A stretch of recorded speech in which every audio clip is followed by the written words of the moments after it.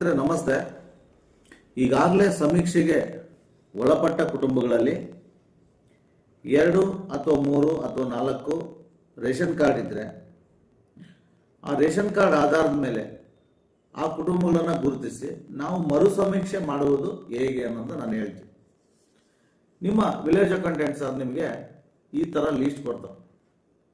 ಇದು ಈ ಲೀಸ್ಟಲ್ಲಿ ಕುಟುಂಬದ ಊರಿನ ಹೆಸರು, ಗ್ರಾಮದ ಹೆಸರು ಮತ್ತು ಕುಟುಂಬದ ಮುಖ್ಯಸ್ಥರ ಹೆಸರು,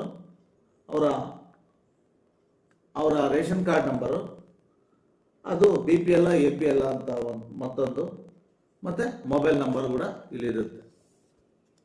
ಆಲ್ಮೋಸ್ಟ್ ಮೊಬೈಲ್ ನಂಬರ್ಸ್ ಇದ್ದಾವೆ, ಕೆಲವು ಇಲ್ಲ, ಇರಲಿ.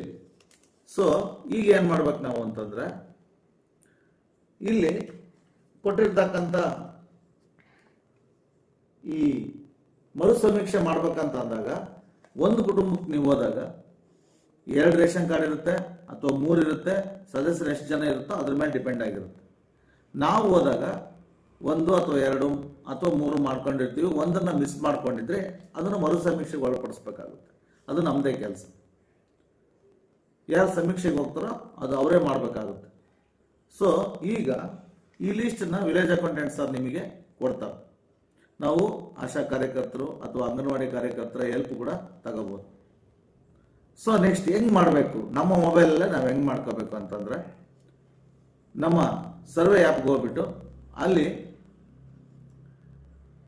ನೀವು ನೋ UHID ಕೊಟ್ಬಿಟ್ರೆ ಅಲ್ಲಿ ಹೊಸ UHID ನಂಬರ್ ಜನರೇಟ್ ಆಗುತ್ತೆ. ಸೊ ನೆಕ್ಸ್ಟ್ ರೇಷನ್ ಕಾರ್ಡ್ ಮೇಲೆ ಕ್ಲಿಕ್ ಮಾಡಬೇಕು. ರೇಷನ್ ಕಾರ್ಡ್ ಮೇಲೆ ಕ್ಲಿಕ್ ಮಾಡಿದಾಗ ಅಲ್ಲಿ ಆಲ್ರೆಡಿ ಸರ್ವೆ ಕಂಪ್ಲೀಟೆಡ್ ಅಂತ ಬರುತ್ತೆ.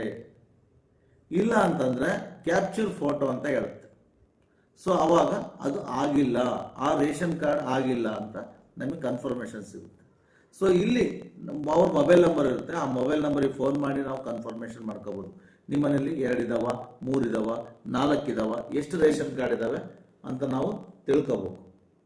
ತಿಳ್ಕೊಂಡ್ಮೇಲೆ ಅವರ ಕುಟುಂಬದ ಹತ್ರ, ಮನೆ ಹತ್ರ ಹೋಗ್ಬಿಟ್ಟು ಅವ್ರ ರೇಷನ್ ಕಾರ್ಡ್ ಆಗಿದೆಯಾ ಇಲ್ವಾ ಅಂತೇಳಿ ನಾವು ಅಪ್ಡೇಷನ್ ತಗೊಂಡು ಅದನ್ನು ಆ ಮನೆಯಲ್ಲಿರ್ತಕ್ಕಂಥ 3, 4, 2 ಎಷ್ಟಿದೆಯಾ ಆ ಕುಟುಂಬಗಳದ್ದು ನಾವು ಮರು ಸಮೀಕ್ಷೆ ಮಾಡಬೇಕಾಗುತ್ತೆ. ಇದಕ್ಕೆ ಇಲ್ಲಿ ನೋಡಿ RC ನಂಬರ್ 100 ಇದೆ. ಇದು ಅಪ್ಡೇಟೆಡ್ ವರ್ಷನ್. ಇದು ಇಲ್ಲ, ಕೆಲವು ಏನಂತ ಬರುತ್ತೆ, ನಿಮ್ಮ ತಾಲೂಕಿನ ಹೆಸರು ಚಳ್ಳಕೆರೆ ಇದ್ರೆ CLK ಅಂತ ಬರುತ್ತೆ, ಹೊಳಲ್ಕೆರೆ ಇದ್ರೆ HLK ಅಂತ ಬರುತ್ತೆ, ಆಯಾ ತಾಲೂಕು ಕೋಡಿಂಗ್ ಇರುತ್ತೆ.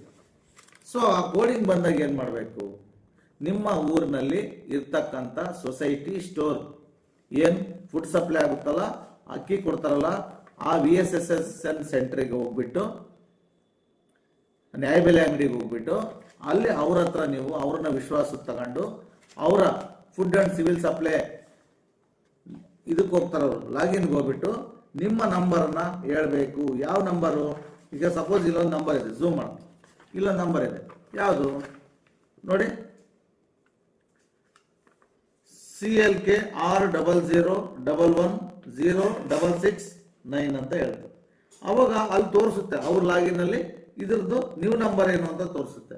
ಸೊ ನ್ಯೂ ನಂಬರ್ ಯಾವುದು, 10010212989 ಈ ಥರ ಕೊಡುತ್ತೆ. ಇದು ಸಿಕ್ಕರೆ ನಮಗೆ ಅಪ್ಡೇಟೆಡ್ ವರ್ಷನ್ ಸಿಗುತ್ತೆ, ಯಾವುದ್ರದ್ದು, ರೇಷನ್ ಕಾರ್ಡ್ದು. ಸೊ ನೆಕ್ಸ್ಟ್ ನೋಡ್ರಿ, ಇಲ್ಲಿ ಆ ನಂಬರ್ ಇಲ್ಲ ಅಂದಾಗ ಕೆಲವು APLಗಳು ತೋರಿಸ್ತಾ ಇಲ್ಲ, ನಾಟ್ ಶೋಯಿಂಗ್.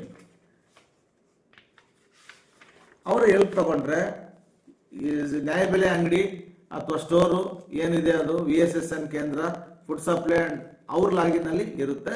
ಅವ್ರು ಹೆಲ್ಪ್ ತಗೊಂಡ್ರೆ ನಮ್ಗೆ ಈಗಿನ ರೇಷನ್ ಕಾರ್ಡ್ದು ನಂಬರ್ ಸಿಗುತ್ತೆ. ಆ ನಂಬರು ನಾವಿಲ್ಲಿ ಅಪ್ಲೈ ಮಾಡಿದ ತಕ್ಷಣವೇ ಅದು ಆಲ್ರೆಡಿ ಸರ್ವೆ ಕಂಪ್ಲೀಟೆಡ್ ಇಲ್ವ, ಇನ್ ಕೇಸ್ ಕಂಪ್ಲೀಟೆಡ್ ಇದ್ರೆ ಕಂಪ್ಲೀಟೆಡ್ ಅಂತ ಬರುತ್ತೆ, ಇಲ್ಲ ಅಂತಂದ್ರೆ ಕ್ಯಾಪ್ಚರ್ ಫೋಟೋ ಅಂತ ಹೇಳುತ್ತೆ. ಅದ್ರ ಮೇಲೆ ಆಯಾ ಕುಟುಂಬಗಳನ್ನ, ನಾವು ಬಿಟ್ಟು ಬಂದಿರತಕ್ಕಂಥ ಕುಟುಂಬಗಳನ್ನ ಮರು ಸಮೀಕ್ಷೆಗೆ ಒಳಪಡಿಸ್ಬೋದು ಅಂತ ಹೇಳ್ತೀನಿ. ಇದು ಇವತ್ತಿನ ಟಿಪ್ಸ್. ಇನ್ನೂ ಕೆಲವು ಟಿಪ್ಸ್ಗಳನ್ನ ಹೇಳ್ತಾ ಇರ್ತೀನಿ.